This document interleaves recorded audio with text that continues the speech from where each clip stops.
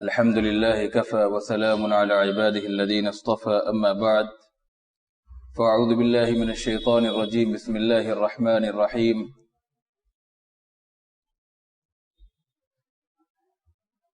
ويخوفونك بالذين من دوني.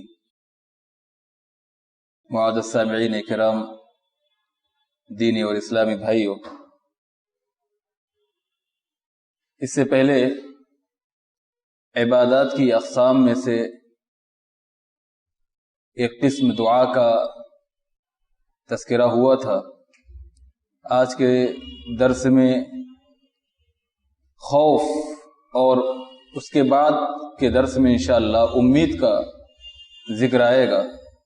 خوف اور امید ایک مومن کی زندگی میں دو ایسی چیزیں ہیں، اگر اس حالت پر کسی مومن کی موت ہو، کسی انسان کی موت ہو بحالت ایمان، اور اس کی زندگی میں خوف بھی ہو اور امید بھی ہو، تو سب سے بہترین موت ہے۔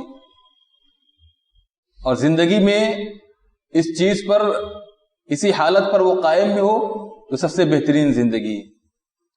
خوف مطلب یہ کہ اللہ تبارک و تعالیٰ کا ڈر، اس کی بہت ساری اقسام ہیں جو میں بیان کروں گا۔ اور امید یعنی کہ ایک انسان اللہ رب العالمین سے ہر طرح کے حالات سے گزرنے کے باوجود بھی اس کی رحمتوں سے مایوس نہیں ہوتا، اس کے فضل سے نا امید نہیں ہوتا۔ حالات اس کے لیے اچھے ہوں، سازگار ہوں، یا پھر ناموافق اور ناسازگار ہوں، کسی بھی حال میں اللہ رب العالمین کی رحمت سے نا امید اور مایوس نہیں ہوتا۔ امید اور خوف کے درمیان کی وہ زندگی گزارتا ہے، وہ بڑا کامیاب مومن ہے، بڑا کامیاب انسان ہے۔ اللہ کے نبی صلی اللہ علیہ وسلم سے بہت ساری ایسے واقعات منقول ہیں حدیث کی کتابوں میں کہ ایک شخص کی موت کے قریب اس کے پاس اللہ کے نبی صلی اللہ علیہ وسلم آئے اور اس نے اس بات کا ذکر کیا کہ میں اپنے گناہوں سے ڈر رہا ہوں، اپنے گناہوں کے سلسلے میں اللہ کا خوف رکھتا ہوں اور اللہ رب العالمین سے امید بھی رکھتا ہوں، اللہ کے رسول صلی اللہ علیہ وسلم نے فرمایا کہ یہ سب سے بہترین حالت ہے، اور ایسا انسان، ایسا مومن سب سے بہترین مومن ہے۔ خوف یہ عبادات کی اقسام میں بہت اہم یہ قسم ہے، اور دین میں اس کا بہت عظیم مقام ہے۔ تمام انبیاء کرام، تمام ملائکہ، تمام بزرگان دین، تمام لوگ اپنے خوف، اپنی رہبت اور خشیت کو اللہ تبارک و تعالیٰ کے لیے خاص رکھتے تھے۔ ان کا ڈر جو ہوتا تھا وہ اللہ کے لیے ہوتا تھا، ان کی خشیت جو ہوتی تھی وہ اللہ کے لیے ہوتی تھی، اور اسی بات کا تمام لوگوں کو حکم دیا بھی گیا تھا کہ جو واقعی معنی میں ڈر ہو وہ اللہ تبارک و تعالیٰ کا ڈر، جو خشیت ہو، جو رہبت ہو، وہ اللہ تبارک و تعالیٰ کی۔ ملائکہ مقربین ہوں، چاہے تمام دوسرے فرشتے ہوں، انبیاء کرام ہوں، اولیاء دین ہوں، سب کے سب اپنے خوف و خشیت کو اللہ تعالیٰ کے لیے خاص رکھتے تھے۔ قرآن مجید میں اللہ رب العالمین نے ایک جگہ عبادات کا تذکرہ کرتے ہوئے فرمایا وَلِلَّهِ يَسْجُدُ مَا فِي السَّمَاوَاتِ وَمَا فِي الْأَرْضِ مِن دَابَّةٍ وَالْمَلَائِكَةُ وَهُمْ لَا يَسْتَكْبِرُونَ يَخَافُونَ رَبَّهُم مِّن فَوْقِهِمْ وَيَفْعَلُونَ مَا يُؤْمَرُونَ کہ آسمان و زمین میں جتنے چوپائے ہیں اور جتنے فرشتے ہیں، آسمان و زمین میں جتنے چوپائے ہیں اور فرشتے ہیں، سب کی سب اللہ تبارک و تعالیٰ کی عبادت کرتے ہیں، اللہ کے لیے سجدہ کرتے ہیں۔ ما فی السماوات وما فی الارض من دابہ والملائکہ وہم لا یستکبرون، اور اپنی اس عبادت پر اللہ تبارک و تعالیٰ کے لیے جو سجدہ کر رہے ہیں، اللہ کی بندگی جو کر رہے ہیں، اس پر انہیں کوئی بھی تکبر نہیں ہے، کوئی بھی فخر نہیں ہے، کوئی غرور نہیں ہے۔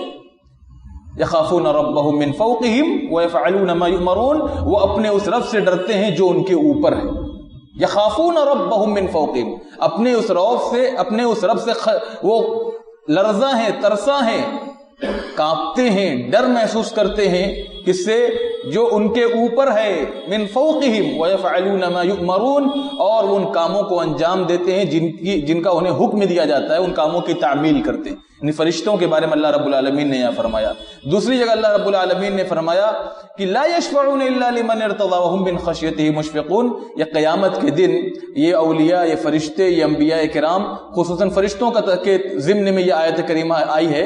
اللہ رب العالمین نے اسے نقل کیا ہے قرآن کے اندر کہ وہ سفارش نہیں کریں گے، وہ شفاعت نہیں کریں گے بجز ان کے جن کے لیے اللہ خوش ہو جائے. اور اللہ اہل ایمان کے علاوہ کسی کے لیے قیامت کے دن سفارش کے طور پر خوش نہیں ہوگا. اہل ایمان کے علاوہ کسی کے لیے خوش نہیں ہوگا کہ اہل ایمان کے علاوہ کسی مشرک کی سفارش کی جائے. نہ کوئی سفارش کرے گا اور نہ اللہ رب العالمین اس پر خوش ہونے والا ہے.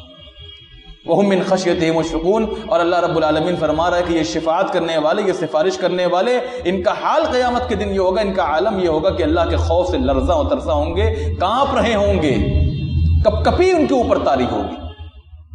تو یہ تمام کے تمام فرشتے، مقربین، انبیاء کرام، صالحین، بزرگان، یہ اپنا خوف، اپنی خشیت اللہ تعالیٰ کے لیے خاص اور خالص رکھتے تھے.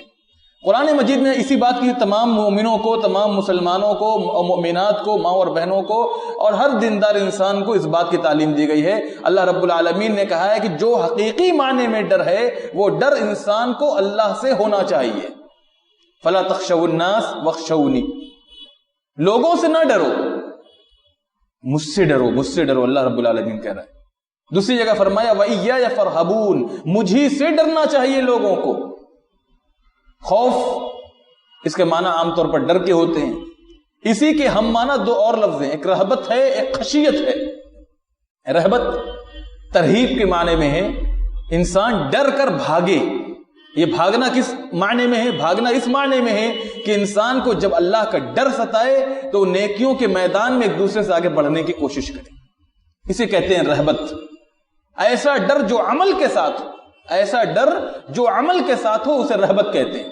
عائشہ رضی اللہ تعالی عنہا نے قرآن کریم کی ایک آیت کریمہ جب نازل ہوئی تو اس کے سمجھنے میں ان سے غلطی ہو گئی. اللہ تعالیٰ فرماتا ہے قرآن کے اندر کہ والذین یؤتون ما آتوا وقلوبهم وجلہ انہم الی ربہم راجعون، کہ اللہ رب العالمین نے کچھ اپنے بندوں کو نوازا ہے، کچھ اپنے بندوں کو دیا ہے. ان دیے ہوئے مالوں میں سے وہ غیروں کو دیتے ہیں، فقیروں اور محتاجوں کو دیتے ہیں. ما آتوا وقلوبهم وجلہ.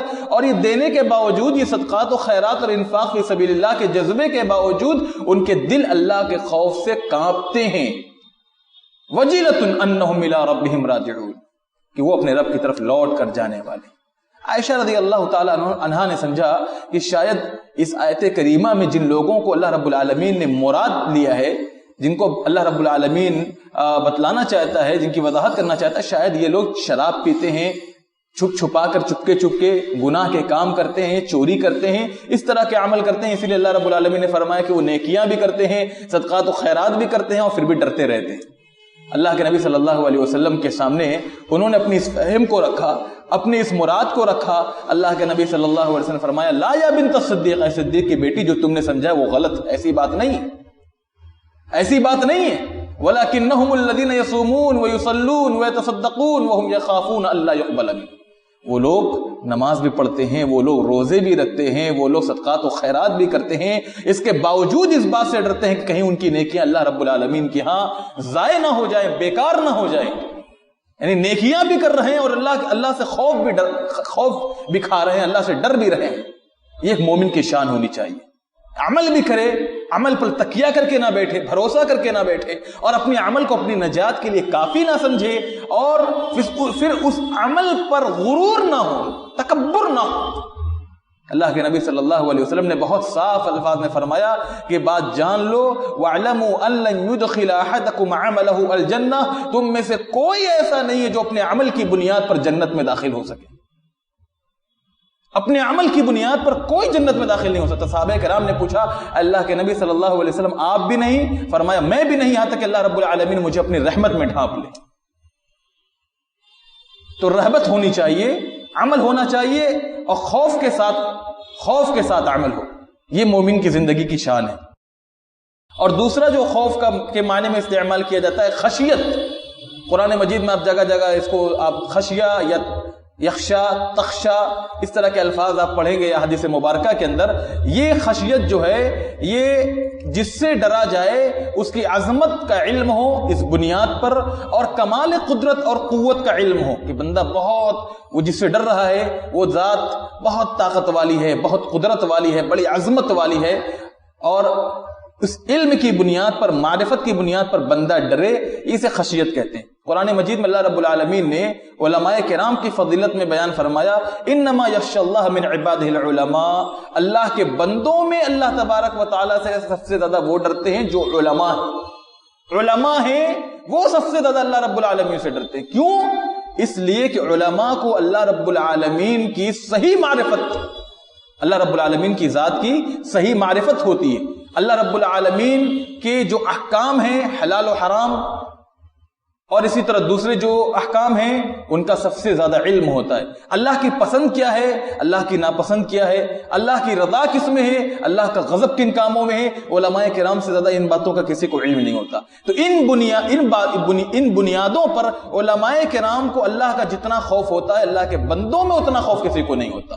یہی بات اللہ کے نبی صلی اللہ علیہ وسلم نے اپنے بارے میں بیان فرمائی. علماء انبیاء کے وارث ہوتے ہیں.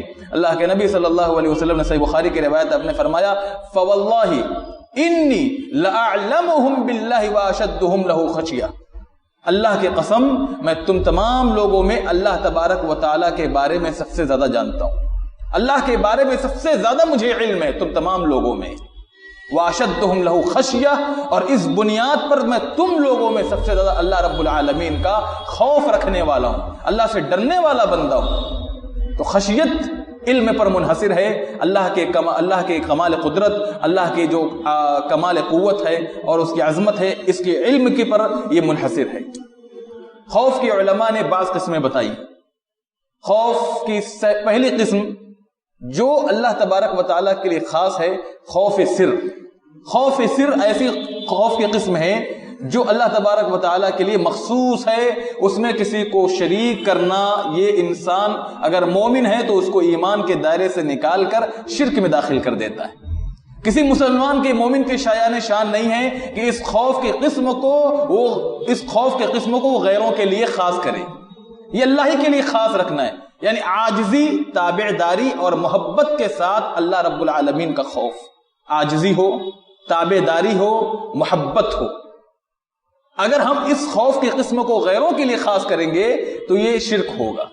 مثال اس کی جیسے ہم غیروں سے اپنی جان کے تعلق سے ڈریں، اپنے مال کے تعلق سے ڈریں، یا ہمیں ڈر ہو کہ فلاں ہمیں مار دے گا، فلاں ہمیں مار دے گا، فلاں ہمیں قتل کر دے گا، فلاں ہمیں بیمار کر دے گا، فلاں ہمیں برباد کر دے گا، یا فلاں ہمیں اس طرح نقصان میں مبتلا کر دے گا.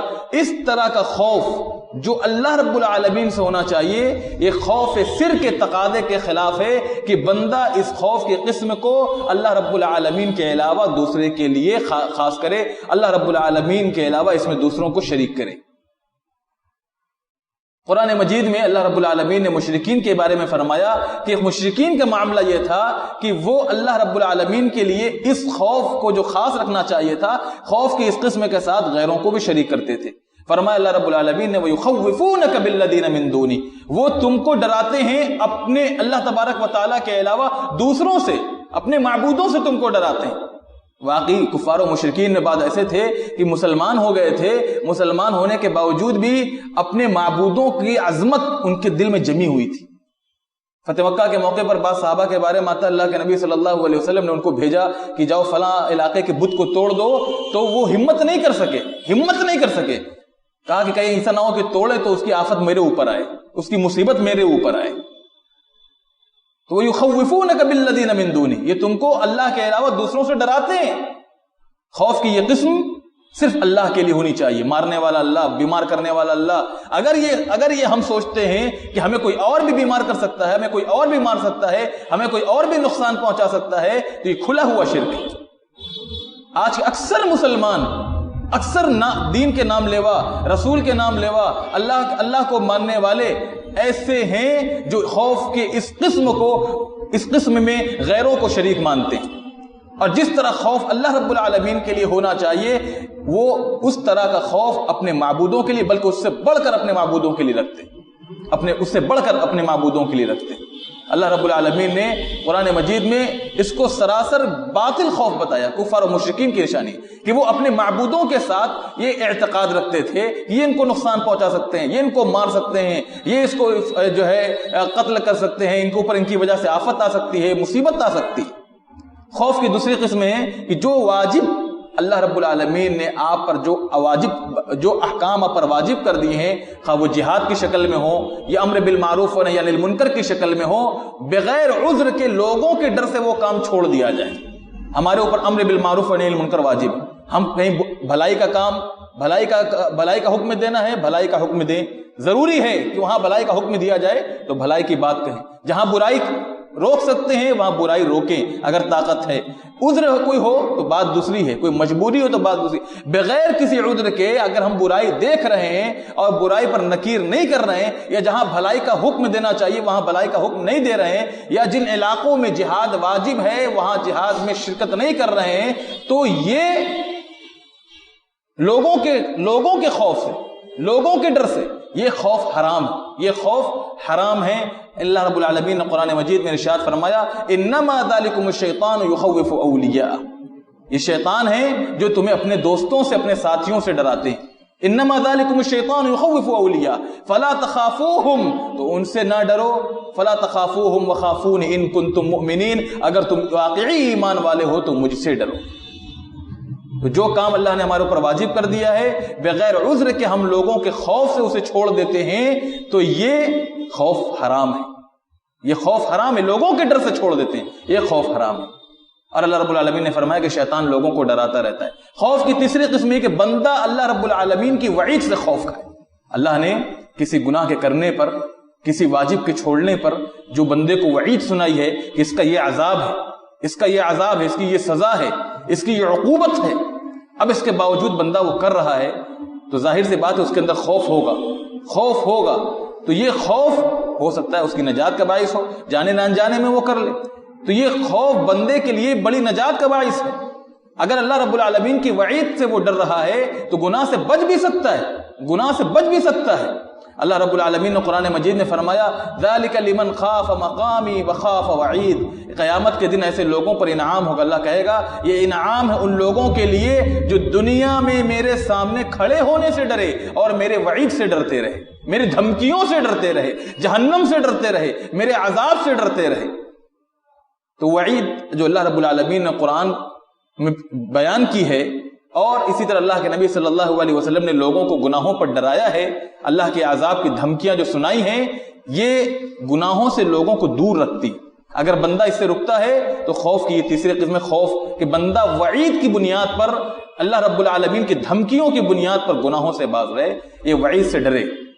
اللہ رب العالمین نے قرآن مجید میں دوسری مقام پر فرمایا وَلِمَنْ خَافَ مَقَامَ رَبِّهِ جَنَّتَانِ, سورہ رحمان کے اندر, کہ جو اللہ رب العالمین کے سامنے کھڑا ہونے سے ڈر گیا, حساب و کتاب کے معاملے کو لے کر ڈر گیا, اس کے لیے 2 جنتیں ہیں, 2 باغات.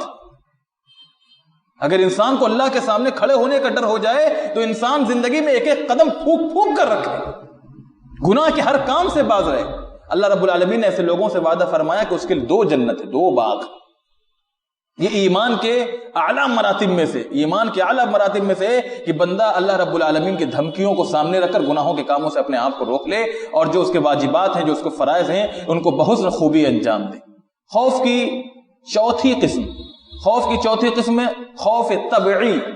انسان کی زندگی میں جیسے آج کے حالات ہیں, ماحول ہے, آج ملک کے جو حالات ہیں, بلکہ پوری دنیا میں جو حالات ہیں, مسلمان جن ادوار سے گزر رہے ہیں اور مسلمان جن حالات سے گزر رہے ہیں, تقریباً ہر جگہ مسلمانوں کے اوپر مایوسی کا گھٹا ٹوپ اندھیرا چھایا ہوا ہے, ڈر ہے, سہمے ہوئے ہیں. یہ خوف طبعی ہے. انبیاء کرام ڈر گئے, انبیاء کرام ڈرے تو پھر ہم اور آپ کا کیا شمار.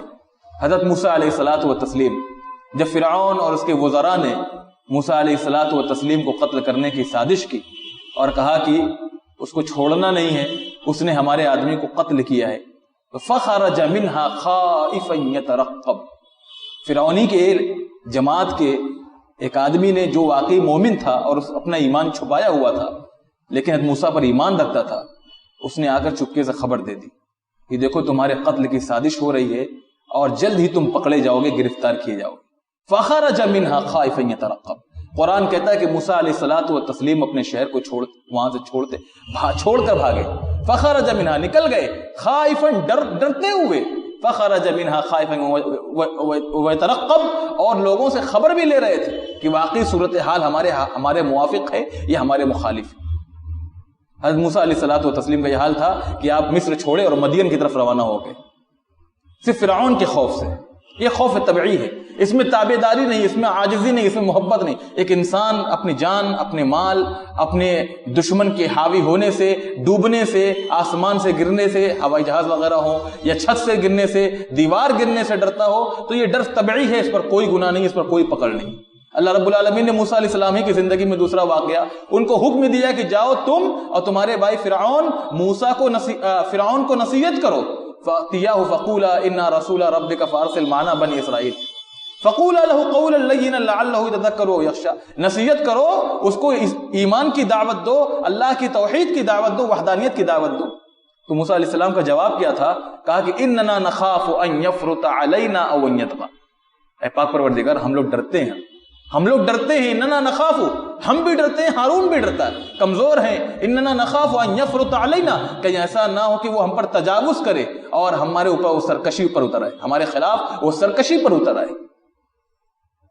تو یہ خوف طبعی ہے، یہ خوف فطری ہے، اور آج مسلمان جو سہمے ہوئے ہیں، یہ حالات، ان حالات میں ڈرنا بالکل یعنی ایک فطری ہے، ڈر سکتے ہیں، کیونکہ جس طرح کے حالات آسام اور دوسرے ممالک میں پیش آئے ہیں، جس طرح کے واقعات پیش آئے ہیں، ایسے حالات میں اللہ رب العالمین کا خوف ہونا چاہیے، انسان گناہوں سے باز آئے، اپنے حالات کا جائزہ لے، اپنا محاسبہ کرے اور اللہ کی طرف رجوع کرے، اللہ کی طرف رجوع کرے، اللہ مسائل کا حل نکالے گا۔ حضرت موسیٰ علیہ الصلوۃ والتسلیم کی زندگی میں، اور اسی طرح حضرت شعیب علیہ الصلوۃ والتسلیم کی زندگی میں، اور دوسرے انبیاء کرام کی زندگی میں ایسے واقعات پیش آئے، وقتی طور پر اہل ایمان کو دھچکا لگتا ہے، مومنوں کو کچھ جانی مالی خوف لاحق ہوتا ہے، لیکن اللہ رب العالمین نے یہ لکھ دیا ہے کہ مومنوں کو اس طرح کے حالات کا سامنا کرنا پڑے گا، اور ہم ان حالات سے ان کو گزارتے رہیں گے۔ وَلَنَبْلُوَنَّكُمْ بِشَيْءٍ مِّنَ الْخَوْفِ وَالْجُوعِ وَنَقْصٍ مِّنَ الْأَمْوَالِ وَالْأَنفُسِ وَالثَّمَرَاتِ، ہم تمہیں ضرور بھی ضرور آزمائیں گے خوف سے۔ اللہ رب العالمین نے سورہ بقرہ کے اندر فرمایا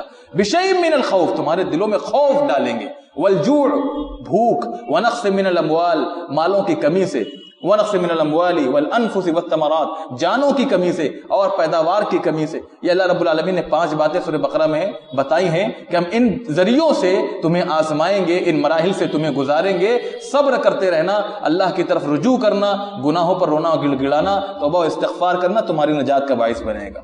اللہ رب العالمین سے دعا کرنی چاہیے العالمین ہم تمام مسلمانوں کو دین اور اسلام کی باتوں کو اور اس کے جو سچے احکام، صحیح احکام ہیں، ان کو سمجھنے اور ان کو اپنی زندگی میں برتنے کی توفیق عطا فرما۔ وآخر دعوانا الحمدللہ رب العالمین، والسلام علیکم ورحمۃ اللہ۔